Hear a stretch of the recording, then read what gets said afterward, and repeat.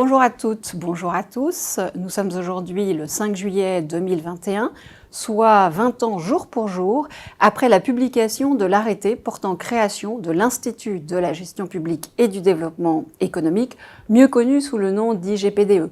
Ce service à compétence nationale est rattaché au secrétariat général des ministères économiques et financiers. Il a pour mission d'assurer la formation continue des fonctionnaires de notre ministère, mais aussi au-delà à l'interministériel. Et il propose également un certain nombre d'événements d'ouverture avec comme ambition le partage des savoirs.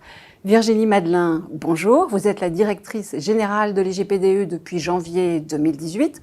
Alors ce 5 juillet est pour vous un jour important, mais avant d'évoquer ce que cet anniversaire représente plus précisément pour vous, quelques questions.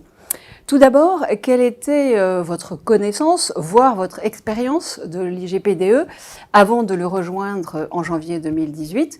Et puis pourquoi avoir fait ce choix d'en prendre la direction? Bonjour Juliette, merci de cette interview. Alors l'IGPDE, bien sûr, j'en avais entendu parler avant de prendre mes fonctions.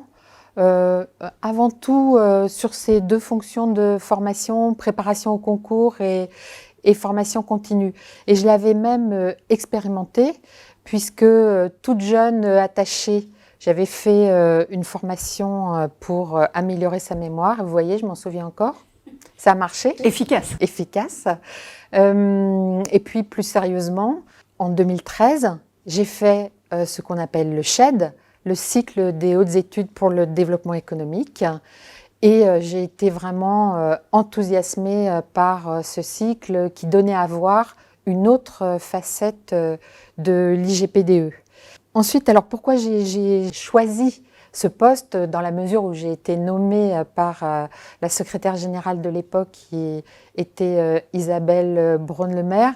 Eh bien, je venais du secrétariat général à la modernisation de l'action publique, le SGMAP, où j'avais été directrice de la transformation publique. Et dans ce poste, j'avais vu l'importance de l'accompagnement des agents, des cadres, lorsque ils ont à vivre, à conduire des transformations publiques. Et donc, j'avais envie de continuer mon expérience en mettant au point ces formations. Et puis aussi, la mission de l'IGPDE m'enthousiasmait, et elle m'enthousiasme toujours, je n'ai pas été déçue. Donc voilà pourquoi j'ai choisi ce poste. Alors, vous avez évoqué dans vos fonctions antérieures le principe de modernisation, et justement, quelques mois après votre arrivée, votre prise de fonction, vous avez souhaité adopter un cadre d'action stratégique pour la période 2019-2024. En quoi ce cadre marque-t-il une certaine continuité vis-à-vis des activités de l'IGPDE, et en quoi marque-t-il au contraire de nouvelles orientations? Alors, ce cadre stratégique, j'ai cherché à ce qu'on travaille dessus, à ce qu'on le produise pour plusieurs raisons et que je vais détailler. Mais ces principales raisons, c'était à la fois de consolider le présent, de nous projeter sur le futur à court, moyen terme, et puis aussi d'avoir une démarche de structuration collective. Alors, conforter l'IGPDE, c'était réaffirmer nos bases, les fondamentaux de l'IGPDE, les prépa concours, la formation continue et la mise en relation des chercheurs et des praticiens. Ça me paraissait vraiment très important d'affirmer que c'était des thématiques qui nous paraissaient importantes de maintenir. Mais il faut aussi se projeter dans l'avenir. Alors pas l'avenir très lointain parce que j'ai pas une boule de cristal, mais au moins pour être sûr d'être en phase avec les besoins des directions, les attentes des agents. Et notamment, on a identifié autour de notre réflexion des sujets qu'il fallait approfondir et investiguer. Alors, notamment celui du numérique. D'ailleurs, on a créé le cycle supérieur du numérique dans le cadre de cette réflexion. On a travaillé sur la data aussi en se rapprochant de l'administrateur des données ministérielles. Donc des thématiques, disons, non pas nouvelles, mais qui prenaient plus de place. Le management, bien sûr, puisque j'ai parlé d'accompagnement des transformations publiques, les managers ont un rôle essentiel à jouer dans ces transformations, donc c'est un des sujets qui est ressorti de notre réflexion. Et puis aussi, plus généralement, tout ce qui est approche par les compétences, ce type d'approche, tous les grands instituts de formation sont engagés dans ce genre de démarche. Et puis, je voulais aussi qu'on ait une démarche de structuration, donc on sorte un plan, mais tous ensemble. C'est-à-dire que toute l'intelligence collective de l'IGPDE soit mise au service de ce plan stratégique. Et c'est vraiment ce qui s'est fait. Ça a permis aux agents de revisiter leurs pratiques, de réfléchir aux thématiques qu'ils traitaient. Et leur professionnalisation a été reconnue, in fine, même si ça n'est jamais fini. En fait, c'est justement une démarche d'amélioration continue. Cette démarche donc de professionnalisation a été reconnue puisque en octobre 2020, nous avons été certifiés Calliope et norme formation 214, deux formations qui nous certifient sur notre cœur de métier. Mais en fait, c'est jamais fini.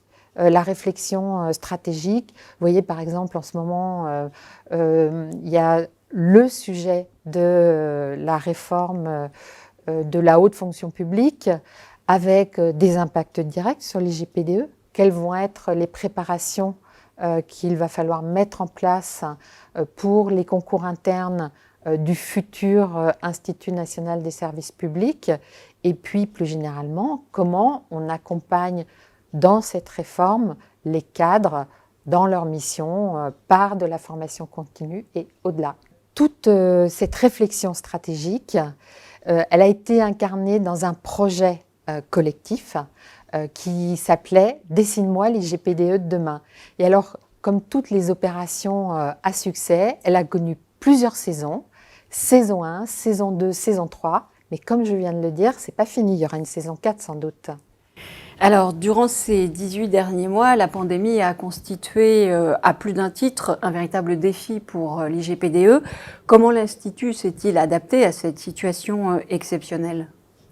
Alors, les équipes ont été formidables, engagées, proactives comme toujours, et elles ont cherché, elles ont trouvé des solutions, et puis elles ont expérimenté, elles ont pas mal souffert des problèmes techniques, mais finalement, on a beaucoup appris de ce moment. Alors, qu'est-ce qu'on a fait ?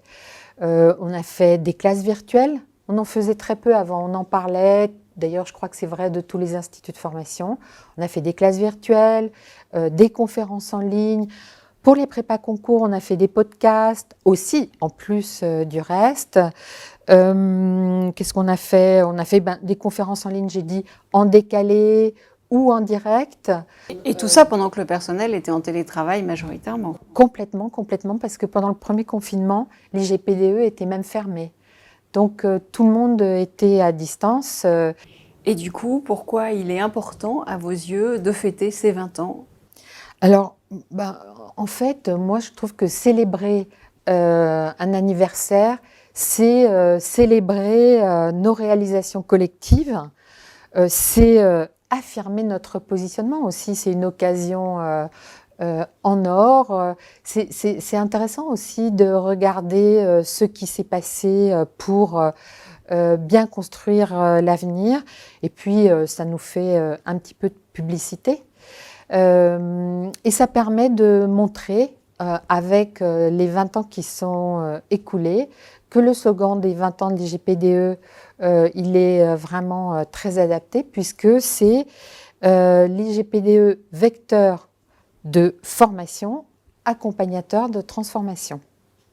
Merci Virginie Madelin et bon anniversaire à l'IGPDE. Merci à vous Juliette et bon anniversaire aussi.